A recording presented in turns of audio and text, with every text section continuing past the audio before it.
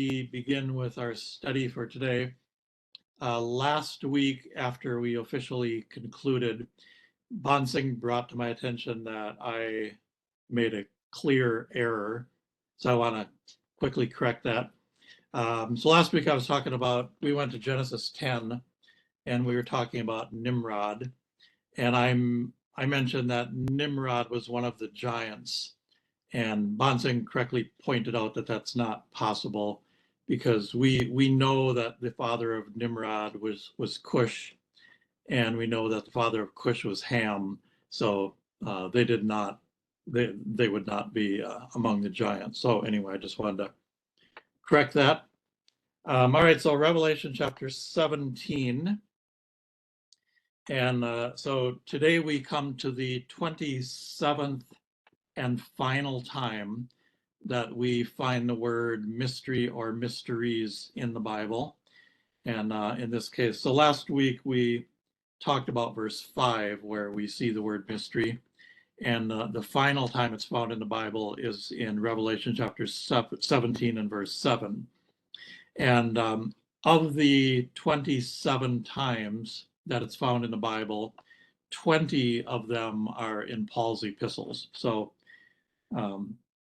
when you consider how much volume Paul's epistles take up in the Bible, it's very little, and yet 20 of the 27 times are found in Paul's epistles, and 10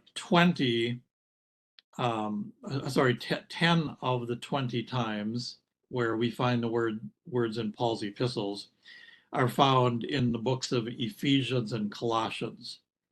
So if we're going to consider one or two books in the Bible that are particularly the mystery books, we would certainly choose Ephesians and Colossians as being those two.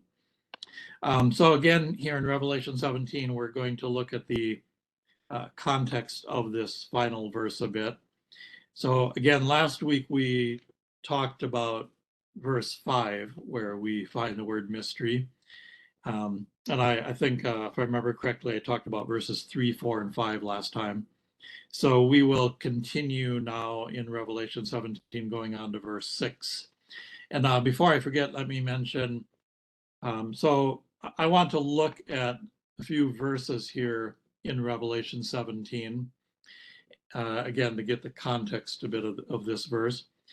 And then before we totally conclude this and go back to 1 Corinthians 15, I am going to state specifically who I believe the woman is in this chapter, and we'll talk about the 7 heads and the 10 horns. So we briefly mentioned those last week, but I didn't precisely identify who I believe that's all referring to. So hopefully we'll get there today, but if not, then I'll take a little time next week. Anyway, I'm not planning on just leaving that hanging. All right, so Revelation chapter 17 and verse 6. And I saw the woman drunken with the blood of the saints and with the blood of the martyrs of Jesus. And when I saw her, I wondered with great admiration. So John now tells us in verse 6 that he saw the woman, and of course we talked about this woman last time. So this woman is mentioned in verses 4 and 5. So now in verse 6 he says that I saw the woman drunken with the blood of the saints and with the blood of the martyrs of Jesus. So again, regarding this woman, as we talked about last week, if you look at verse 5, part of her name is mystery. And so now in verse 6, we learn that this woman is very vicious and has become drunken with blood. And so then John says in verse 6, when I saw her, I wondered with great admiration.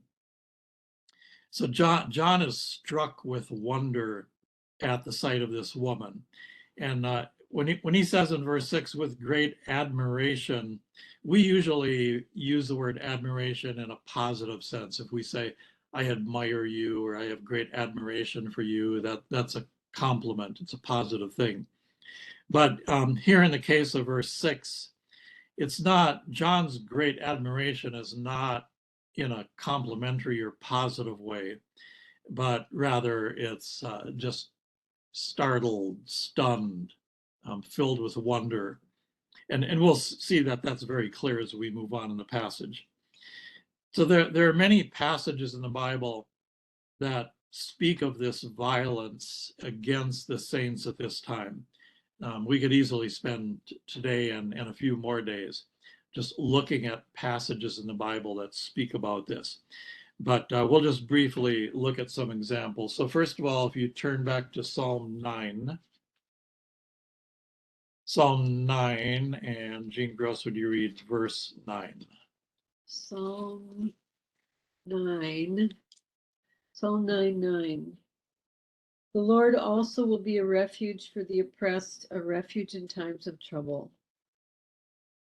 All right, so here in Psalm 9:9, it says that the Lord will be a refuge in times of trouble. And then again in Psalm 9, RJ, would you read verse 12? Psalm 9 and verse 12. When he maketh inquisition for blood, he remembered them. He forgetteth not the cry of the humble. All right, so notice in verse 12, it says that the Lord will make inquisition for blood. So these times of trouble that he refers to in this psalm, that's the same time that we're reading about in the book of Revelation. And again, he says in verse 12 that the Lord will make inquisition for blood. And that's also the same context again as in Revelation. All right, then turn to Psalm 79. Psalm 79 and Psalm 79, and Richard, would you read the first 5 verses in Psalm 79? O God, the heathen are come into thine inheritance. Thy holy temple have they defiled. They have laid Jerusalem on heaps. The dead bodies of thy servants have they given to be meat unto the fowls of the heaven, the flesh of thy saints unto the beasts of the earth. Their blood have they shed like water round about Jerusalem, and there was none to bury them. We are become a reproach to our neighbors, a scorn and derision to them that are round about us. How long, Lord, wilt thou be angry forever? Shall thy jealousy burn like fire? Okay, so this psalm speaks very graphically of this time when it says that they will lay Jerusalem on heaps and give the dead bodies of thy servants to be meat unto the fowls of the heaven. So again, that speaks very graphically of that time. Then Psalm 83. Psalm 83, and Dick, would you read the first 5 verses there in Psalm 83?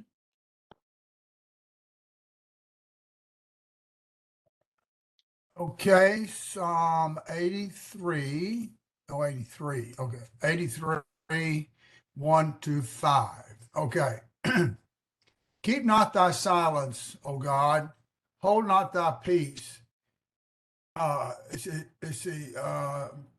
Okay, hold not thy peace and be not still, O God.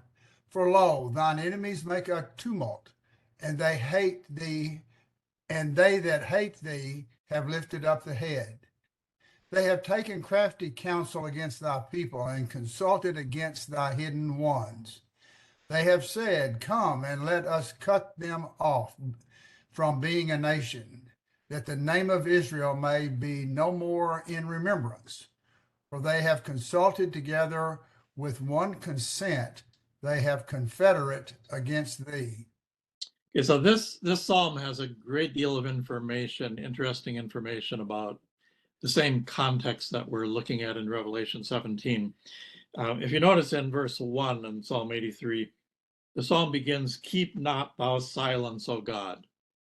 That's one of those things immediately when you see that in the Old Testament, when they're talking about God being silent, you can pretty well know that the context of that is this time of Israel's great tribulation in the 70th week.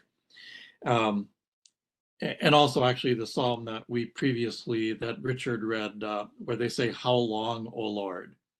That's another key phrase that you immediately know what he's speaking about there. And so here in Psalm 83, it speaks of the time when God's enemies make a tumult, and it says they take crafty counsel against thy people. And so this is, again, that same times as spoken of in Revelation 17. Then turn to the book of Daniel. And of course, the book of Daniel has a great deal of information relevant to what we're talking about in Revelation now. But Daniel chapter 7, and Sharon, would you read verse 21? Chapter 7, verse 21.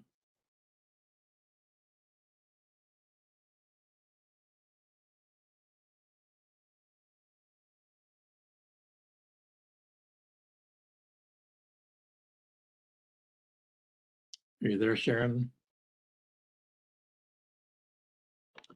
She may not be able to read now. So Daniel chapter 7, verse 21 says, "I beheld, and the same horn made war with the saints and prevailed against them."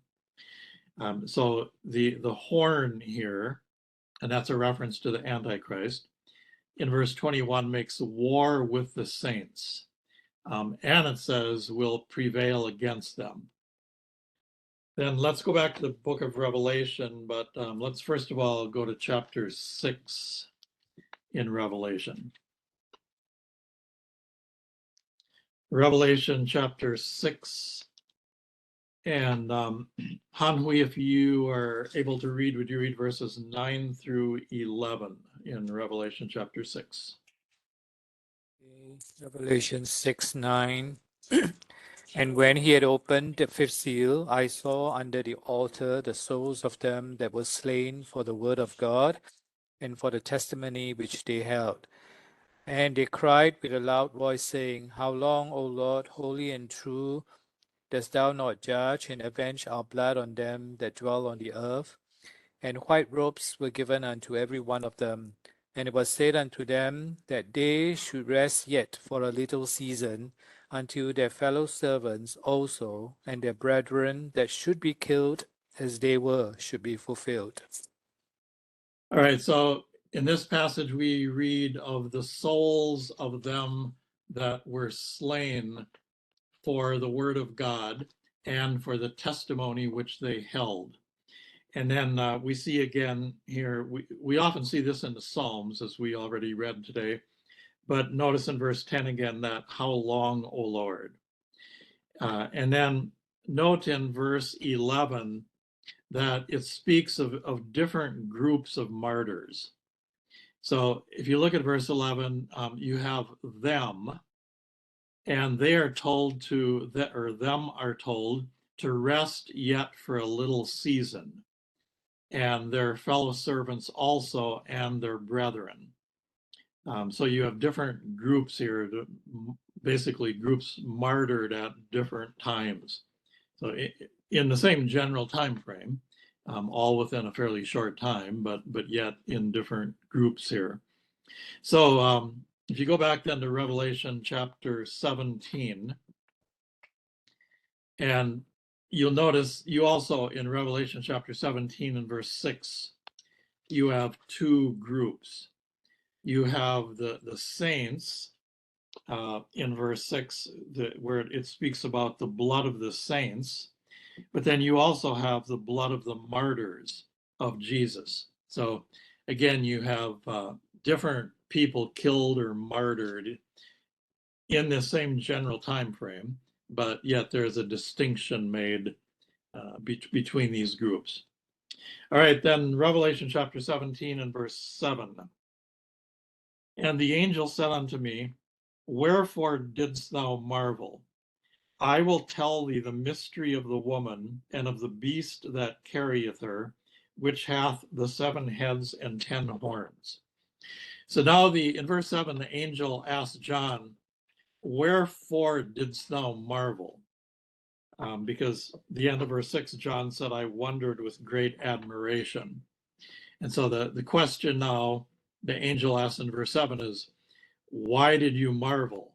Or what was the reason for you marveling and admiring the woman? And then immediately the angel responds to John's wonder and admiration and marvel.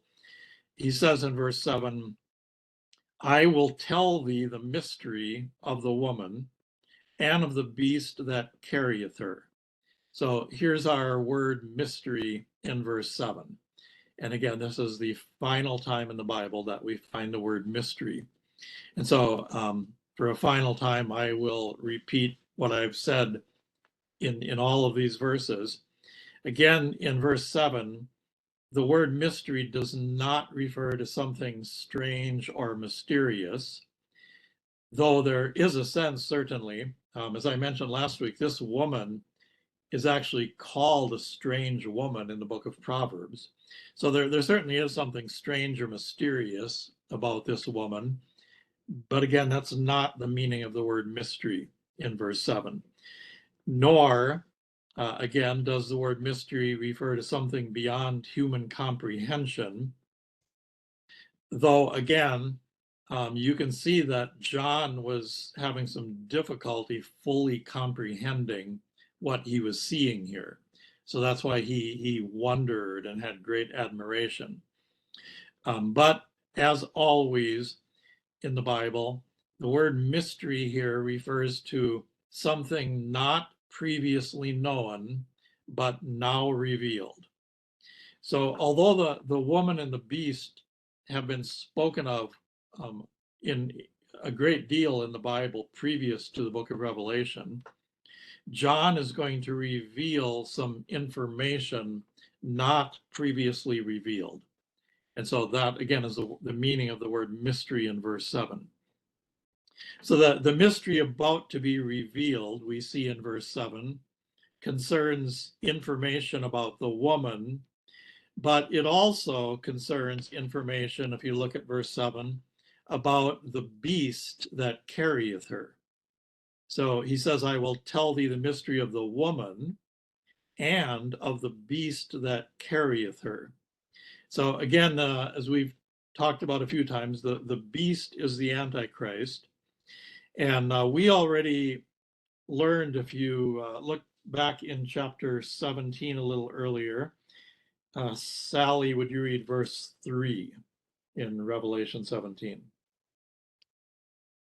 So he carried me away in the spirit into the wilderness, and I saw a woman sit upon a scarlet-colored beast, full of names of blasphemy, having 7 heads and 10 horns. Okay, so we talked about verse 3 last time, but I just want to remind you that in verse 3 it says, I saw a woman sit upon a scarlet-colored beast.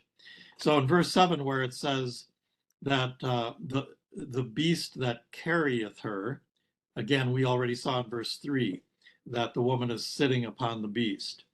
And again, in verse 7, we're told that the beast hath the 7 heads and 10 horns, as we also saw again in verse 3, as Sally just read.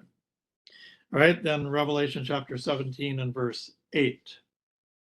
The beast that thou sawest was and is not, and shall ascend out of the bottomless pit and go into perdition.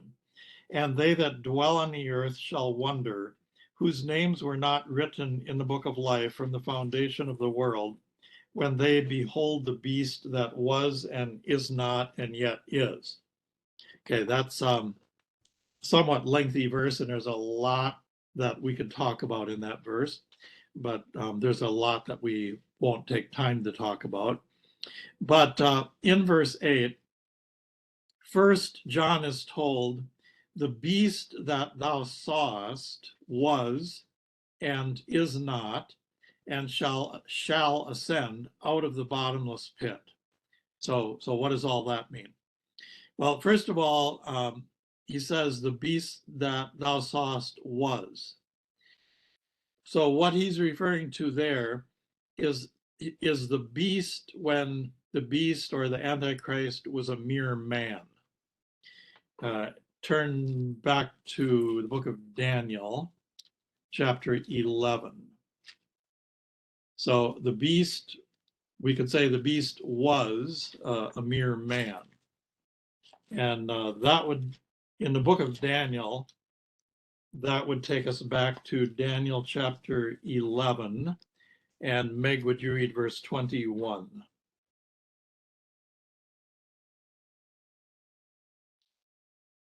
And in his estate shall stand up a vile person, to whom they shall not give the honor of the kingdom, but he shall come in peaceably and obtain the kingdom by flatteries. Okay, so in this verse, the vile person is the Antichrist. But at this point, the Antichrist is a mere man. And so that's what Revelation 17:8 is referring to. The beast that thou sawest was. And then he, back in Revelation 17, then he says, by the way, what Meg just read in Daniel 11:21, that vile person there, I said, is the Antichrist. He's also the king of Syria at that point. All right, then in Revelation 17:8, John is told regarding the beast is not. So what does that refer to? If you look back in Revelation chapter 13, and would Dan or Laura read verse 3?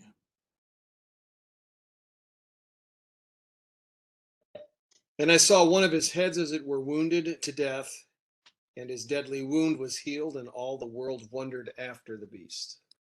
Okay, and so we've talked some about this in the past, but here the beast or the Antichrist is assassinated, and that's what Revelation 17:8 is talking about, where it says regarding the beast and is not. So the reason the beast is not is because the beast was assassinated, as Dan just read.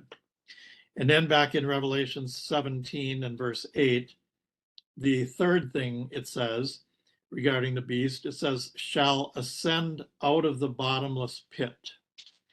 And that's when, after the assassination, as Dan just read, the deadly wound is healed. And then this is when the Antichrist is empowered by Satan. And then if you look in Revelation 17:8, then the final thing it says, and go into perdition. So there's four things in verse 8. First of all, the beast was, and that's again at the beginning of the 70th week when the beast or the Antichrist is a mere man. And then the beast is not, because he's assassinated. And then third, the beast shall ascend out of the bottomless pit. That's when his deadly wound is healed and he's empowered by Satan. And then the final thing is, and go into perdition. And turn over to 2 Thessalonians chapter 2. 2 Thessalonians chapter 2, and would Bonsinger Joyce read verse 3?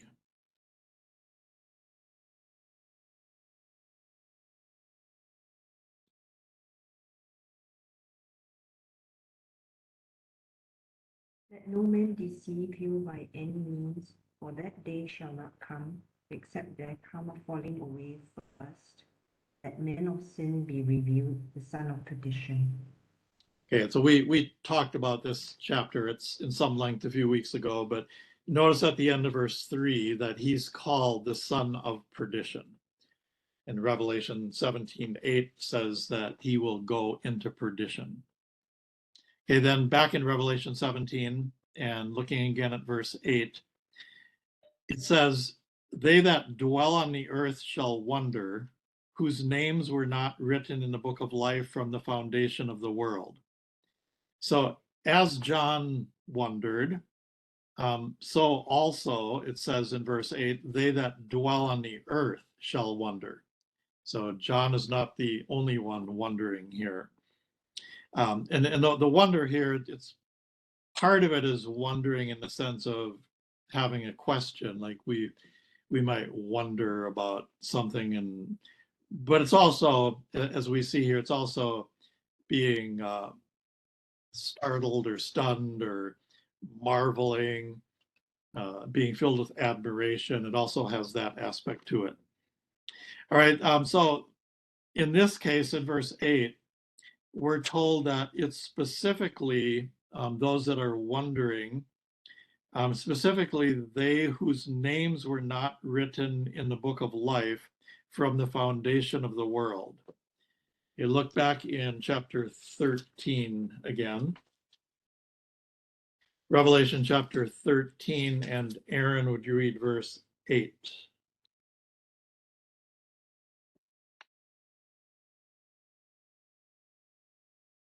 And all that dwell upon the earth, all the them in the book of life.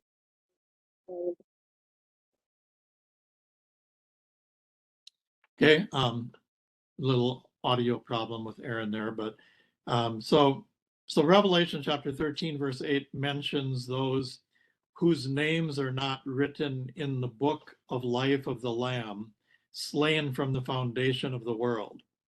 Now, this is one of the things in verse 8 and other things that we're reading today that we could spend a great deal of time talking about, but we don't have time to talk about everything. So I'll just mention that we have to be a little careful with this book in Revelation chapter 13 and verse 8 and chapter 17 verse 8 and other places in the Bible where we might think it's talking about the same thing. So just for one example, look back in Psalm 69. And oftentimes if you have a study Bible or you look in a commentary or something where they give cross references, they will give, for example, this is a cross reference, as though this is speaking about the same thing. And so Psalm 69, and would Tim or Jean read verse 28? Psalm 69, verse 28. Let them be blotted out of the book of the living and not be written with the righteous. Okay, so many will look at this verse and think, well, this is the same thing that we just read about in the book of Revelation, because here it talks about the book of the living. But this book of the living here is referring to those who are physically alive to enjoy the material blessings in the land that God promised them. So this is not the same book as the book of life in the book of Revelation. So turn back then to Revelation. So again, it's beyond the time that we have to, we can't talk about all of this in detail, but I'll just mention that be careful when you read about, there are several different books mentioned in the Bible, and they're not all the same. So we have to be a little careful when we read a verse about the book of the living or the book of the life, what it's talking about. All right, so back in Revelation chapter, first of all, in chapter 13 and verse 8, suffice it to say for the moment that we can see in chapter 13 and verse 8 that the ones spoken of there are unbelievers who worship the Antichrist. Okay, and then back in chapter 17 and verse 8, it says that they will wonder, and so these again are unbelievers who worship the Antichrist. They will wonder when they behold the beast that was and is not and yet is. Okay, then Revelation chapter 17 and verse 9. And here is the mind which hath wisdom. The 7 heads are 7 mountains on which the woman sitteth. All right, so if you glance back again at verse 3, and we read, I think it was Meg read this earlier today, or somebody did. At the end of the verse, it says having 7 heads. And then also in the end of verse 7, it says, which hath the 7 heads. And so now in verse 9, we're going to get some wisdom about these 7 heads. So the mind which hath wisdom is going to give us some further understanding beginning in verse 9. And so we're told in verse 9, the 7 heads are 7 mountains. And the woman sits on these 7 heads or 7 mountains, as we have seen.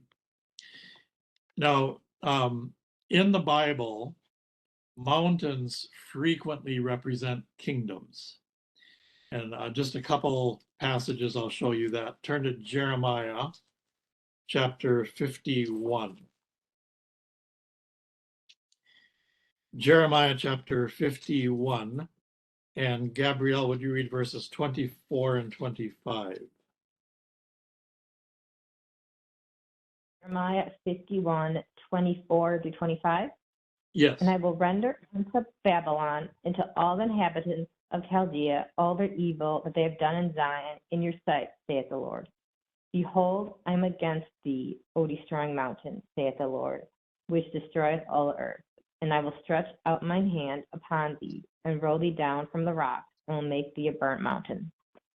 All right, so you can see in verse 24, he's talking about Babylon. And in verse 25, he says, I am against thee, O destroying mountain.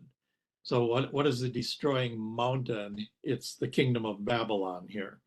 And then also the end of verse 25, he says, and will make thee a burnt mountain, which means judgment is going to come upon this mountain. And again, he's referring to the kingdom of Babylon.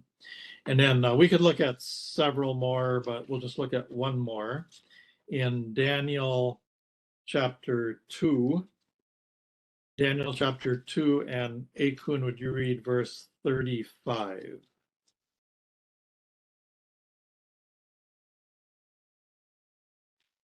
Daniel 2:35. Then was the iron, the clay, the brass, the silver, and the gold broken to pieces together, and became like the chaff of the summer threshing floors, and the wind carried them away, that no place was found for them. And the stone that smote the image became a great mountain, and filled the whole earth. Okay, so in this chapter, King Nebuchadnezzar has a dream, and then Daniel interprets the dream. And the dream has to do with 4 kingdoms on the earth.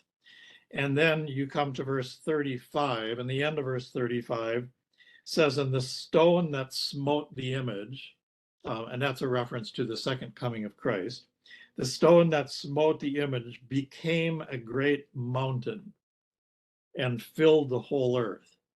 So what is that speaking about? It's talking about the kingdom that Christ will establish when he returns and destroys these other kingdoms. And so this great mountain here is the kingdom that the Lord will establish. So again, we could look at several others, but that's quite common in the Bible that you will find that a mountain represents a kingdom. Okay, back in Revelation chapter 17. So in verse 9, it says the 7 heads are 7 mountains. And so that we know then that it's talking about 7 kingdoms. All right, it should be noted that in verse 8, again, you have the phrase is not regarding the beast. John says in verse 8, is not. And then in verse 9, notice the word are. He says the 7 heads are 7 mountains. So with those kinds of words, where it sounds like present tense, it's very important to understand that when John says something is, or they are, or it is not, he's not referring to the time in which he wrote this book, or the time in which he saw these things and heard these things hundreds of years ago. But remember, as we talked about back in chapter 1 of Revelation, in this book, John is taken into the future by the Spirit. And so when he says something is or something is not, he's referring to that future time into which he was taken, and the time in which these things are being fulfilled. And he's seeing these things being fulfilled. So we'll talk more about that later, but I believe recognizing that is very crucial to a correct understanding of this passage.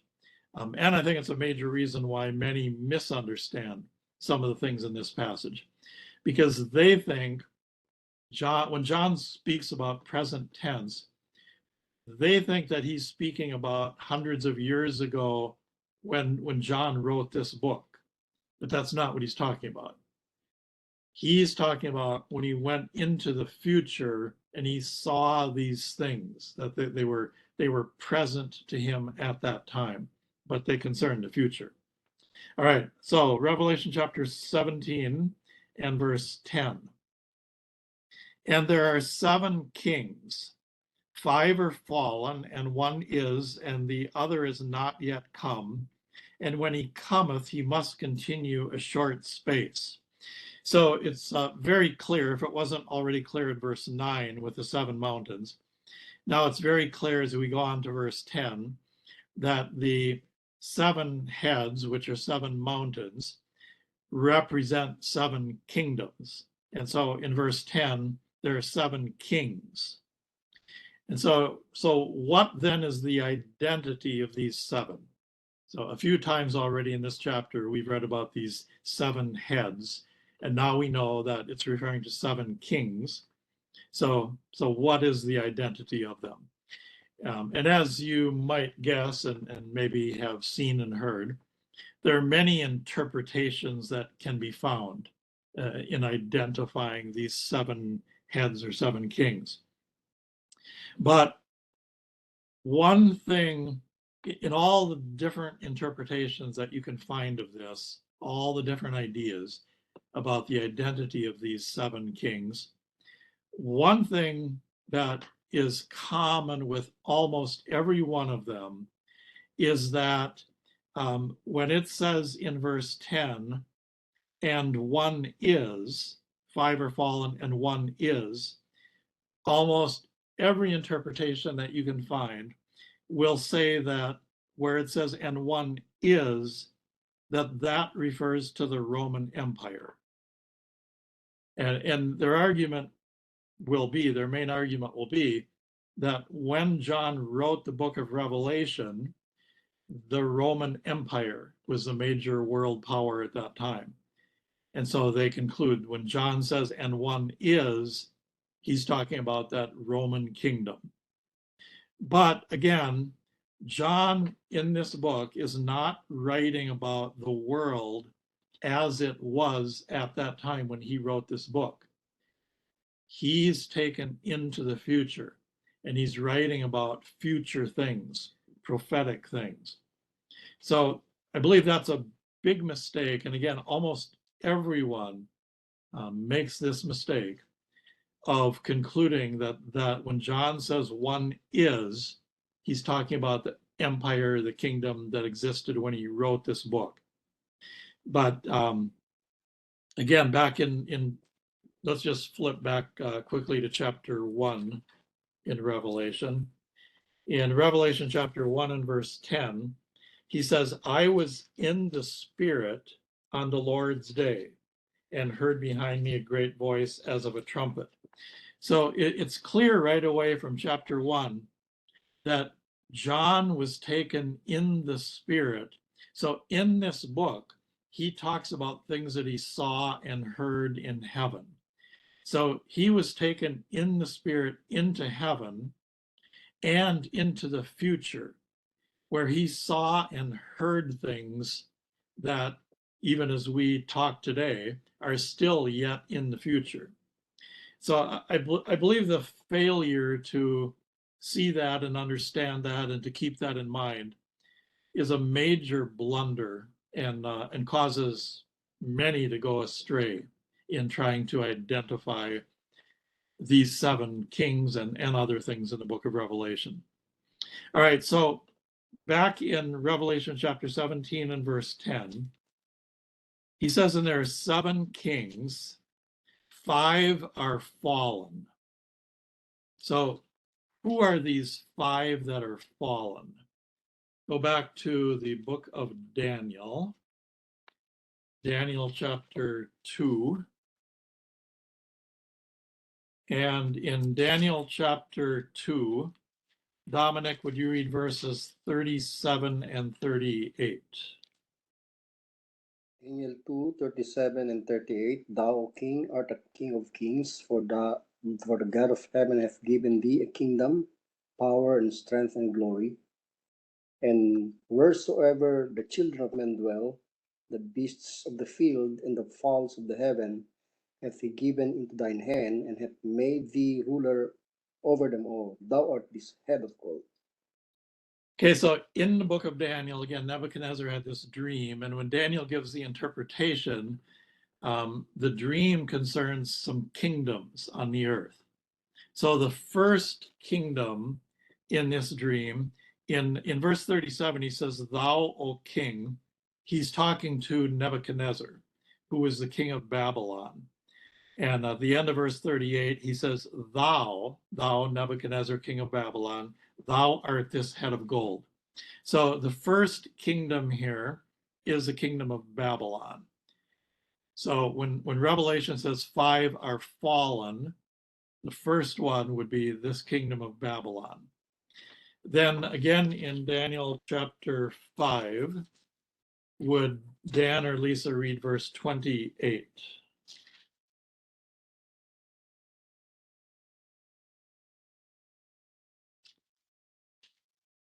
So Daniel chapter 5, verse 28.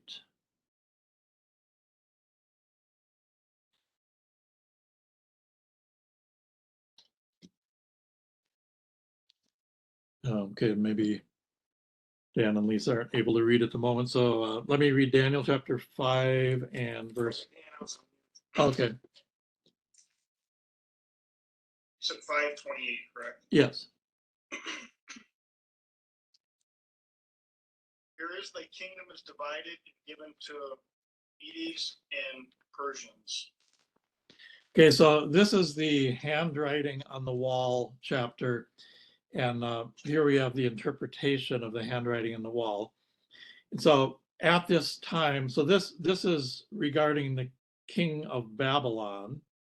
But then, as Dan just read in verse 28, when he interprets the handwriting, he says, Thy kingdom, the kingdom of Babylon, is divided and given to the Medes and Persians. So the second kingdom here is the kingdom of Media and Persia. So when he says 5 are fallen, this would be the second one. Then again in Daniel chapter 8, and would someone at the Lewandowskis read Daniel chapter 8 and verses 20 and 21?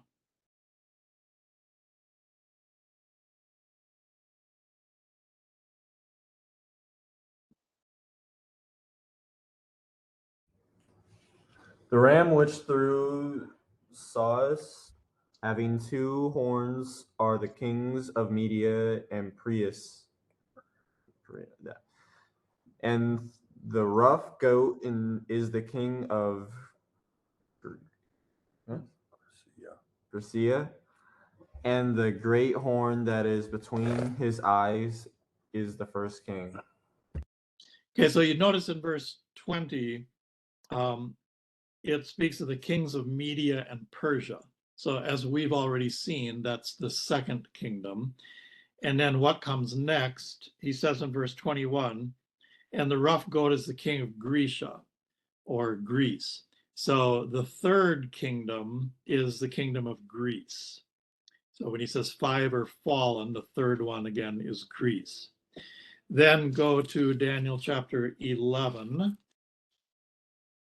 And in Daniel chapter 11, Pakinatan, would you read verse 5?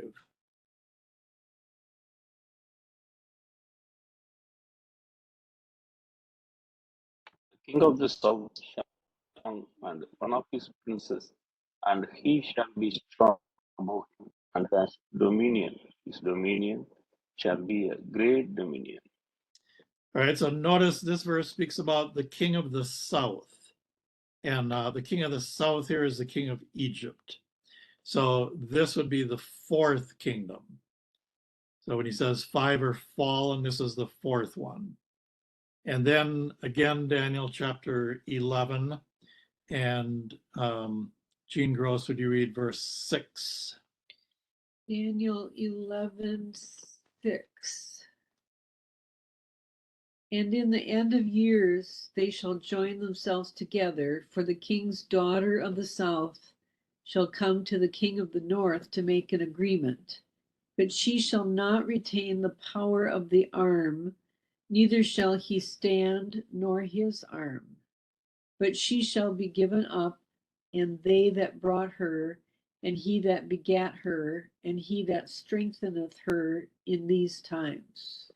Okay, so notice in verse 6, it speaks of the king of the north. And the king of the north is the king of Syria.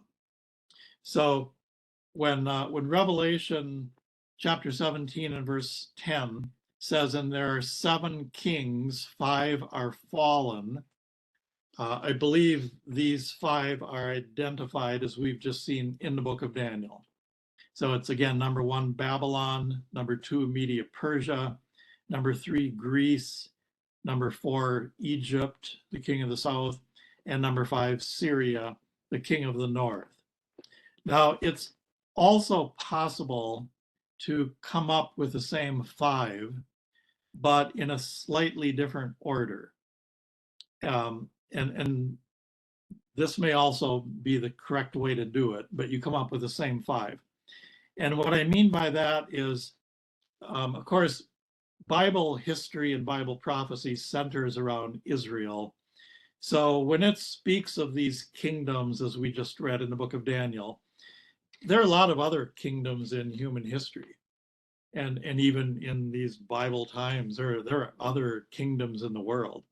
So why does the Bible focus on these particular kingdoms? It's because they ruled over Israel. They took Israel captive or ruled over Israel.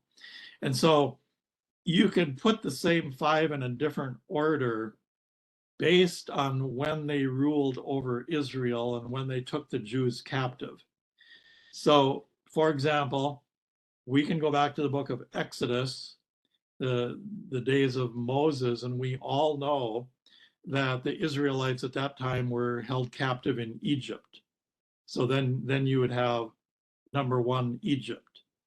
Then as you read further in Old Testament history, you see that the Assyrians took Israel captive.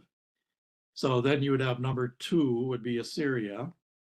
And then later you have the Babylonian captivity. So Babylon would be number 3. And then after that, Media Persia controlled that land. So they would be number 4. And then after that, Greece did. So they would be number 5. So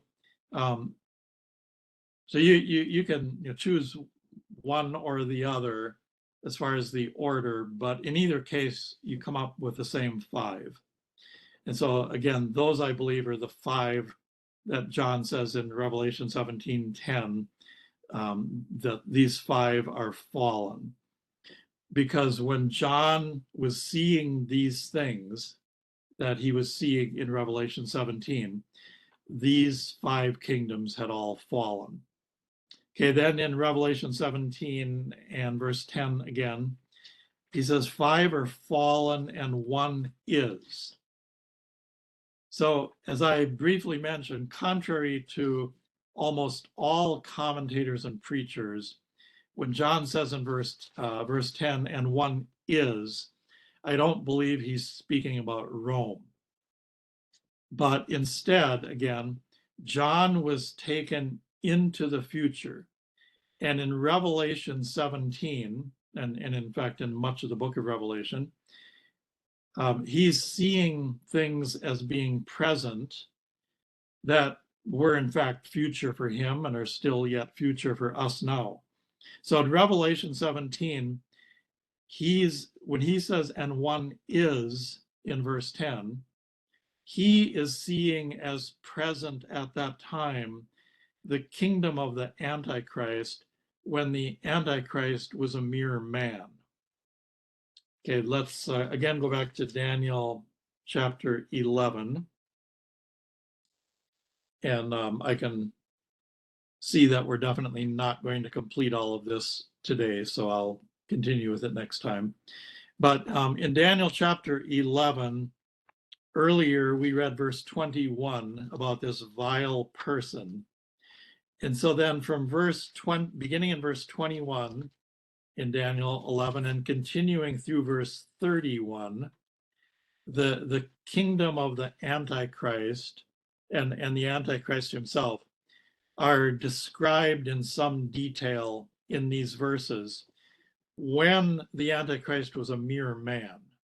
So in that first 3.5 years. So that's what John is speaking about in Revelation 17:10, where he says, and 1 is.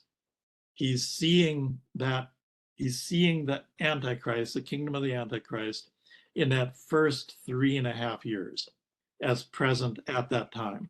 Excuse me, Dan. Yes. Could you tell me, please, what that chapter in Daniel was in verses 21 to 31 again? Chapter 11. Yeah, okay, Daniel 11. Okay, thank you. Yep. And then our time is almost up, but turn back to Revelation 17. So we talked about, he says 5 are fallen. So we talked about that. And then he says, and 1 is, and we just talked about that. And then he says, and the other is not yet come. And when he cometh, he must continue a short space. So the other that is not yet come in verse 10 is the kingdom of the Antichrist, when the Antichrist becomes the beast, when he's empowered by Satan. And he says in verse 10, he must continue a short space. That short space is 3.5 years until the second coming of Christ, when Christ will defeat him. So that's I believe what verse 10 is talking about. So next, it's time to stop for today. But next time I'll talk about this a bit more.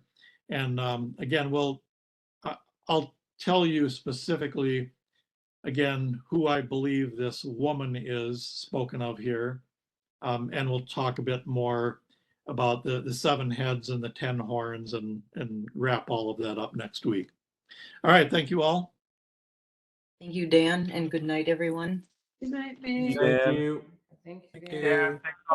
Thank you. Good night, Good night. Dan. Have a good night.